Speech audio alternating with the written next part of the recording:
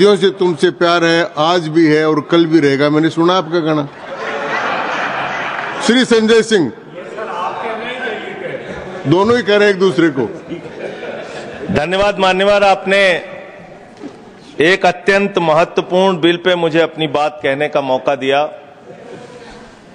मैं जैसे उदय प्रताप जी की चंद पंक्तियों से अपनी बात शुरू करूंगा।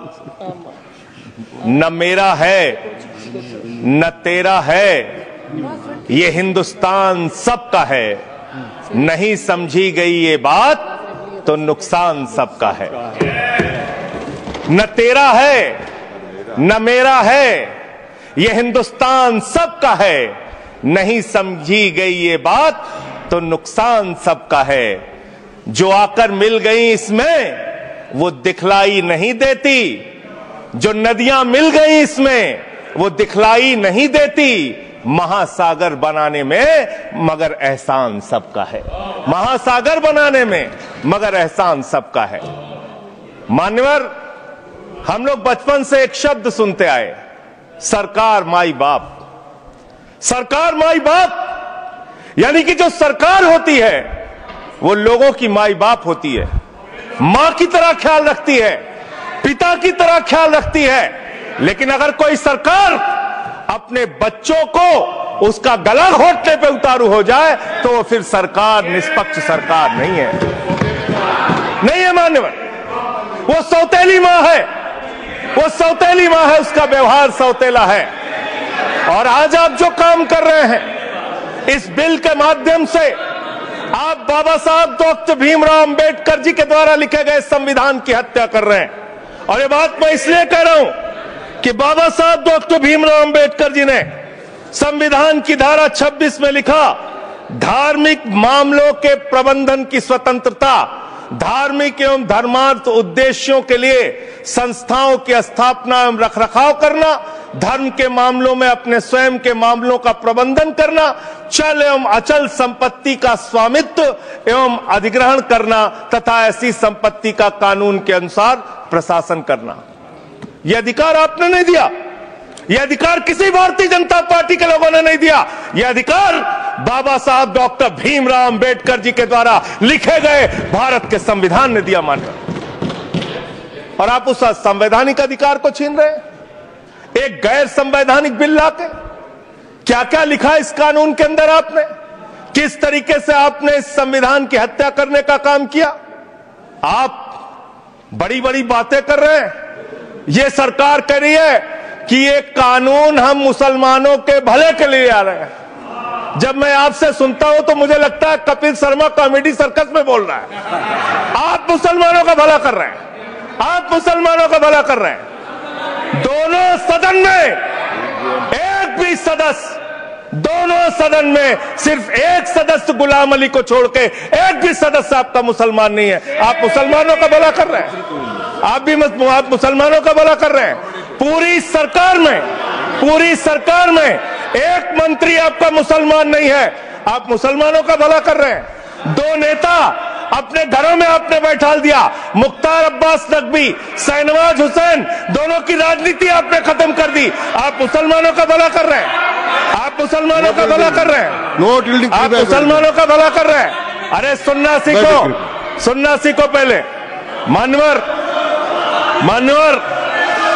मैं इनके इस कानून में क्या क्या लिखा हुआ है, क्या क्या कहा है इन्होंने। बैठ जाए कृपया, गुलाम अली जी बैठ जाए।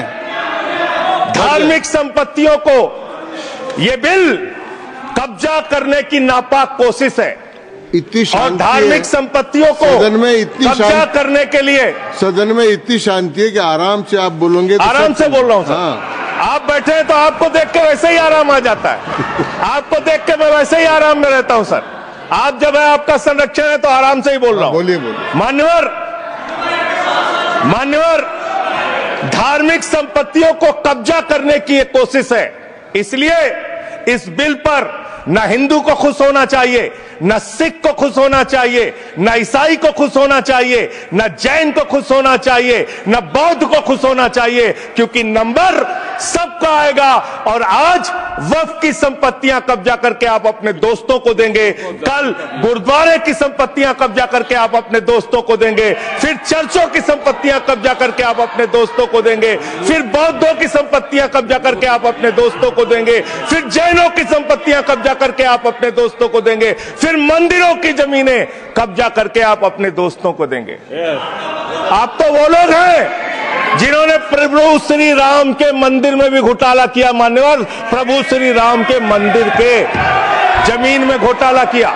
मैं कागज दूंगा सर, मैं कागज दूंगा। कर दिया मैंने। ये लोग राम मंदिर में घोटाला करने वाले लोग हैं, राम मंदिर की जमीन का चंदा खाने वाले लोग हैं सर। ये लोग 2 करोड़ की जमीन 5 मिनट में 18 करोड़ में बेची सर इन लोगों ने। 16.5 करोड़ का घोटाला किया, 18.5 करोड़ में जमीन बेची।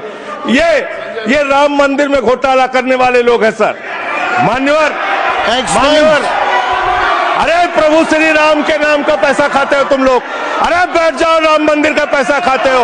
अरे राम मंदिर में घोटाला करते हो, बैठो। अरे राम मंदिर का चंदा खाते हो। अरे चंदा चोरो बैठो, चंदा चोरो बैठो, चंदा चोरो बैठो, बैठो चंदा चोरो, चंदा चोरो बैठ जाओ।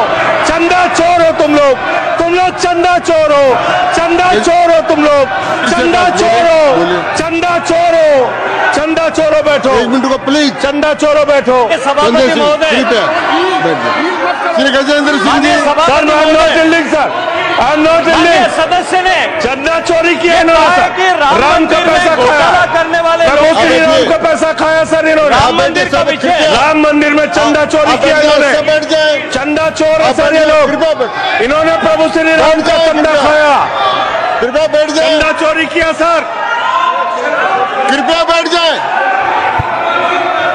राम मंदिर के संबंध में सर राम मंदिर के संबंध में कहे गए सभी शब्दों को मैं कार्रवाई से निकाल रहा हूं, कार्रवाई से निकाल दिए। 2 करोड़ की जमीन 18.5 करोड़ में खरीदी इन लोगों ने। 2 करोड़ की जमीन अयोध्या में 18.5 करोड़ में खरीदी। मान्यवर, कृपया मान्यवर मेरा टाइम बचाया जाए सर। मान्यवर,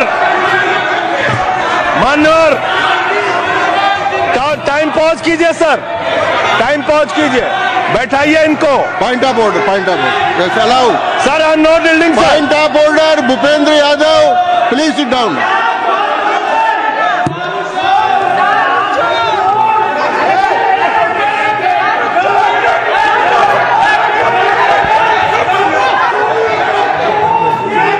भाई पॉइंट ऑफ ऑर्डर मैंने दिया, आप जाइए स्थान पर, कृपया अपने स्थान पर जाएं। मैंने व्यवस्था का प्रश्न उठाने का मौका दिया भूपेंद्र जी यादव को।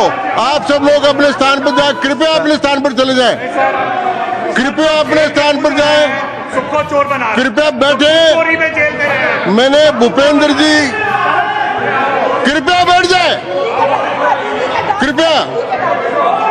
श्री भूपेंद्र यादव सर। मैं पहले Bhupendra ji, yes sir. Bhupendra Yadav sir. Madan ji Rathore, कृपया बैठ जाएं सर। ये कृपया, मैंने भूपेंद्र जी यादव को व्यवस्था का प्रश्न उठाने की अनुमति दी है, लेकिन मैं पहले बता दूं कि राम मंदिर के बारे में जो कुछ इनको कहा मैंने उसको एक्सपेंस कर दिया है, वो कार्रवाई का हिस्सा नहीं है। आप बोलिए sir. Sir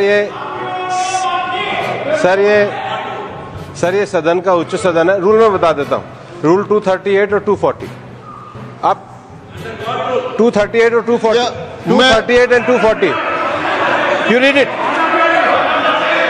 sir. There are sir 2 rules है, 238, 240। मेरे को बुक की जरूरत नहीं है। हाउ टू स्पीक ये 238 है सर। 240 बड़ा इंपॉर्टेंट है जी सर। कोई भी सदस्य अगर इररिलेवेंट बोलता है, अगर तो ये चेयर की पावर है कि उस सदस्य को रोक सकते हैं। जो विषय डिबेट से जुड़ा हुआ नहीं है, जो विषय सदन से जुड़ा हुआ नहीं है, इररिलेवेंट विषय को आपको रोकने का अधिकार है। जो सदस्य संजय सिंह जी बोल रहे थे वो इरिलीवेंट है। तीसरा एक और विषय सर, 238 में बोलने के बाद जो असंसदीय शब्द है किसी भी पार्टी के बारे में, किसी के बारे में जो असंसदीय शब्द है वो बोले गए हैं तो उसकी भर्त्सना भी हाउस पूरी तरीके से करता है। माननीय Tiruchi Shiva. Sir, I also stand on the... Please, I am allowing Mr. Tiruchi Shiva. I also stand on the same rule, sir, 238 and 240. You didn't quote 238. You remember 240, but 238 you are well versed, I know, but you are not quoted. Nothing refer, only the rule number. Yes, yes. Refer to any matter of fact on which a judicial decision is pending. No.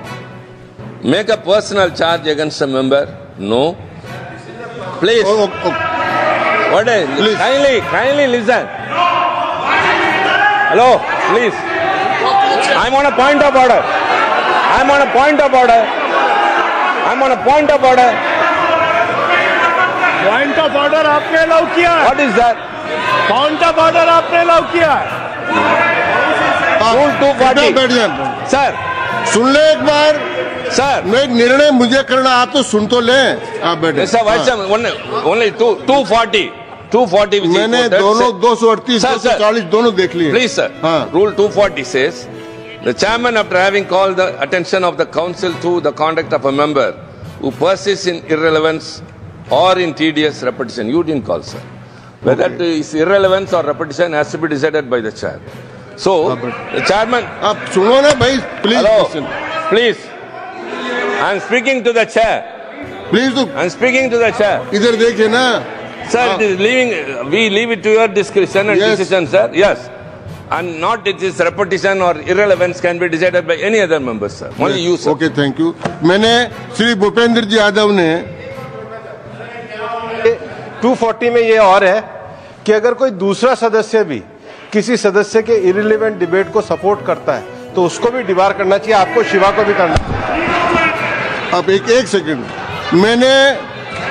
मेरी व्यवस्था यह है कि 238, 240 के अंतर्गत मैंने already जो असंसदीय सब थे वो और राम मंदिर के बारे में, क्योंकि ये विधेयक की परव्यू में नहीं आता है, इसलिए मैंने राम मंदिर के बारे में इनके लगाए गए इलेक्शन और असंसदीय शब्दों को कार्रवाई से निकाल दिया। धन्यवाद। मान्यवर, आपने कहा कि इससे आप पिछड़े मुसलमानों का भला करने जा रहे हैं। सुनने में बहुत अच्छा लगता है कि आप पिछड़े मुसलमानों का भला करने जा रहे हैं। आपने इसमें कहा कि आप महिलाओं का भला करने जा रहे हैं। सुनने में बहुत अच्छा लगता है कि आप महिलाओं का भला करने जा रहे हैं, लेकिन ये सरकार और यहां पे इस समय मंत्री जी नहीं है, मैं उनसे पूछना चाहता हूं, आप देश को और सदन को गलत जानकारी क्यों दे रहे हैं? मानवर, 2013 के वक्फ बिल में जो भारतीय जनता पार्टी की सहमति और सहयोग से पास हुआ, उसमें भी महिलाओं के लिए आरक्षण था। मना कर दीजिए कि नहीं था? मना करिए कि हम गलत बोल रहे हैं। मान्यवर, मंत्री जी ने कहा 1 करोड़ सुझाव आया। मैं आपसे पूछना चाहता हूं, कितने करोड़ ईमेल आए, कितने करोड़ पत्र आए, कितने करोड़ सुझाव आए? पूरे देश को जानकारी दीजिए और मैं आपको दावे के साथ कह सकता हूं, जब पूरा सच सामने आएगा तो देश को पता चलेगा कितने लोग इस बिल के विरोध में थे, कितने लोग इस बिल के समर्थन में थे। मैं जेपीसी का सदस्य था मानवर, मैं कह रहा हूं आपसे लाइए। और आप पिछड़े मुसलमानों का भला करना चाहते हैं? मैं आपसे हाथ जोड़कर निवेदन करता हूं, विनती करता हूं, और हमारे जो मित्र उधर भी हैं, अगर आप मेरी बात से सहमत हैं तो समर्थन करना। समाज में छुआछूत को, बीमारी को मिटाने के लिए चलिए उठाते हैं कदम, और अगले सत्र में एक बिल लेके आइए। जितने भी हिंदुओं की कमेटियां हैं, ट्रस्ट है, बोर्ड है, उन सारे ट्रस्ट और कमेटियों में 80% आरक्षण दलित, आदिवासी और पिछड़े हिंदुओं को दीजिए।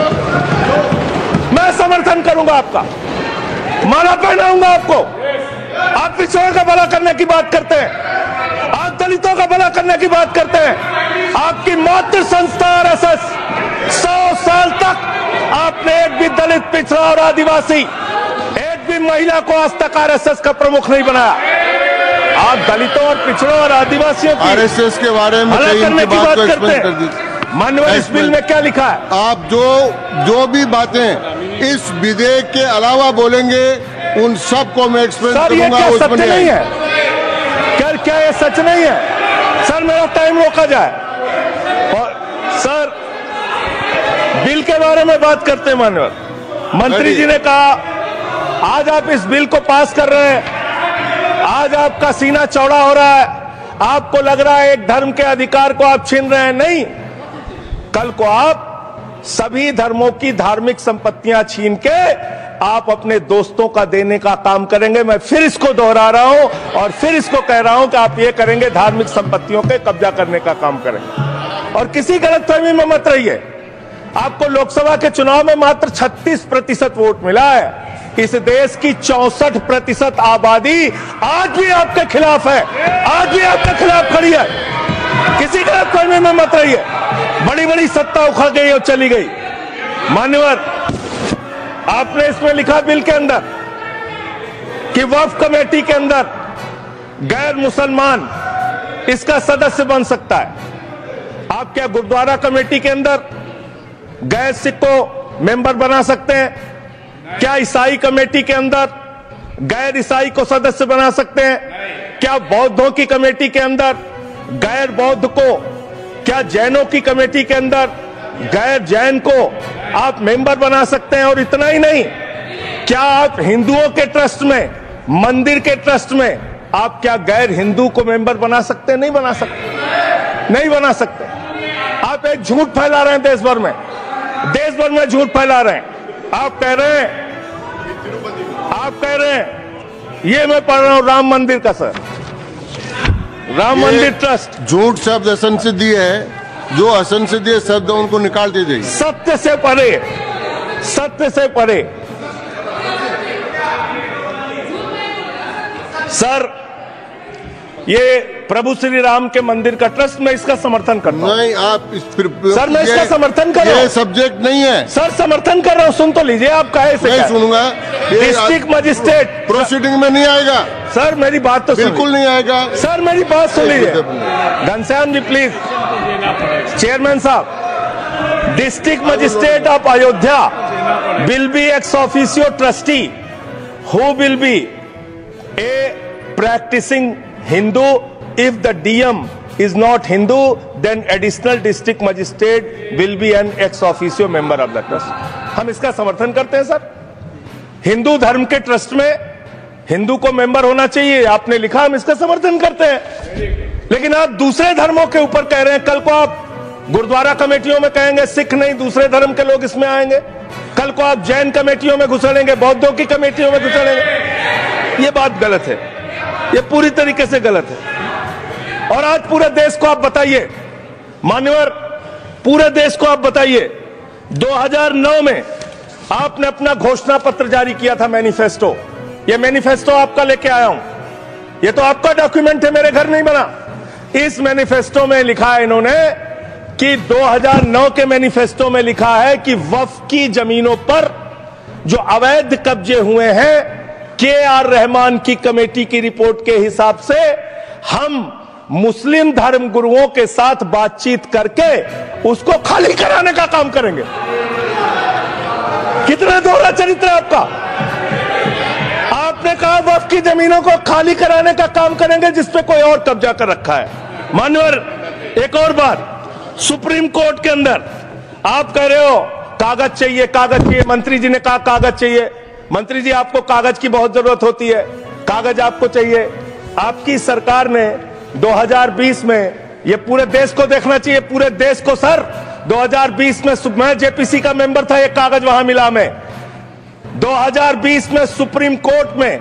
सर, आप, मेरी बात नहीं आ रही सर, सर मेरी बात नहीं आ रही। 2020 में मान्यवर, इस भारत की सरकार ने, मोदी जी की सरकार ने शपथ पत्र दिया सुप्रीम कोर्ट में। से क्या लिखा हुआ है? 99% वक्फ की संपत्तियां डिजिटाइज हो चुकी हैं। मुख्तार अब्बास नकवी साहब आपके मंत्री थे, उनका बयान है 100% वक्फ की संपत्तियां डिजिटाइज हो चुकी हैं। तो जब आप सारी संपत्तियां डिजिटाइज कर चुके हैं, सब कुछ ऑनलाइन कर चुके हैं वामसी पोर्टल में, सारे कागजात जांच चुके हैं, तो क्या आप फसाद कराने के लिए फिर से कागज मांग रहे हैं? फसाद कराने के लिए आप फसाद कराने के लिए कागज मांग रहे हैं? आप फसाद कराने वाले हिंदू हैं, हम सौहार्द फैलाने वाले हिंदू हैं। यह बुनियादी फर्क है, यह बुनियादी फर्क है आप में। आप देश भर में फसाद, नफरत, लड़ाई, झगड़ा कराने का काम करते हैं। मान्यवर, मैं अंत में आप लोगों से सिर्फ एक ही बात कहना चाहता हूं कि आज सच्चर कमेटी की रिपोर्ट की बात कही गई और कहा गया 12,000 करोड़ की आमदनी हो सकती थी। एक सुझाव मैं पूरे सदन की तरफ से इस सरकार को देना चाहता हूं। 12,000 करोड़ की आमदनी की चिंता है वक्फ की, करोड़ों मुसलमानों की चिंता है आपको। एक अपने दोस्त को पकड़ के लाइए, नीरव मोदी को 20,000 करोड़ वसूलिए, 12,000 करोड़ वक्फ को दीजिए, 8,000 करोड़ अपने पास रखिए। 8,000 करोड़ का आपको मुनाफा होगा, 12,000 करोड़ वक्फ को दे दीजिए, करोड़ों मुसलमानों का भला हो जाएगा। मान्यवर, अंतिम बात कह के आपने कहा सच्चर कमेटी की रिपोर्ट से 12,000 करोड़ की आमदनी की बात कही गई है। अर्ध सत्य मत बोलिए, पूरा सत्य बोला कीजिए।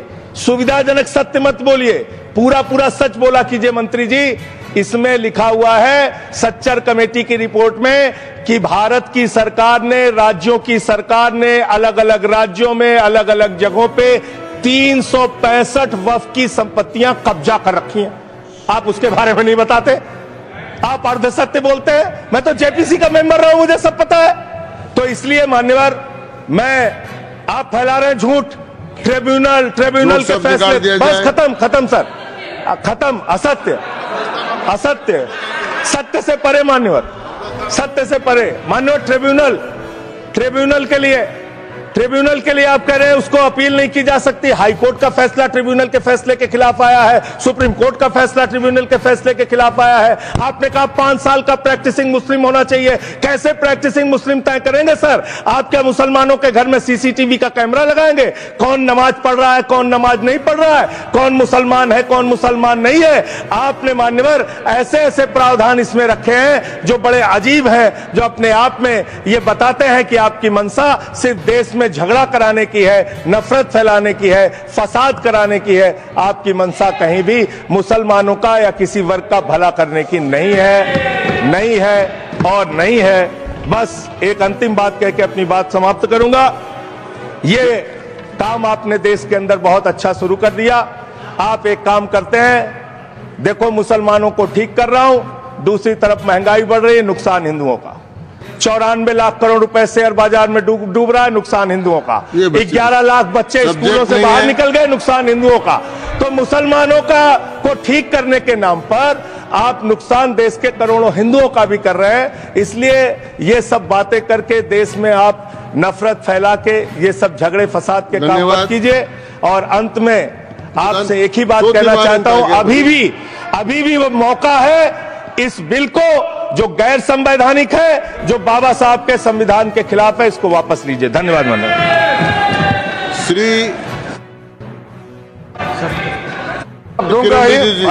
संजय सिंह जी को मैं जवाब देना चाहता हूँ, सबका जवाब देंगे, लेकिन समस्या ये है, माननीय मंत्री जी को हस्तक्षेप करने का अधिकार है। जब मैं when I reply to everybody, please, मैं सबको जवाब दूंगा। मैं सिर्फ इतना ही कह रहा हूं कि संजय सिंह इतना तर्कहीन बात करते हैं, जवाब देने के लिए जगह भी नहीं है। वो पॉइंटलेस बात करता है, बिल से संबंधित नहीं, इधर उधर का बात करता है। पॉइंट में बात कीजिए, मैं जवाब दूंगा बाद में। श्री येरम वेंकट सुब्बा रेड्डी।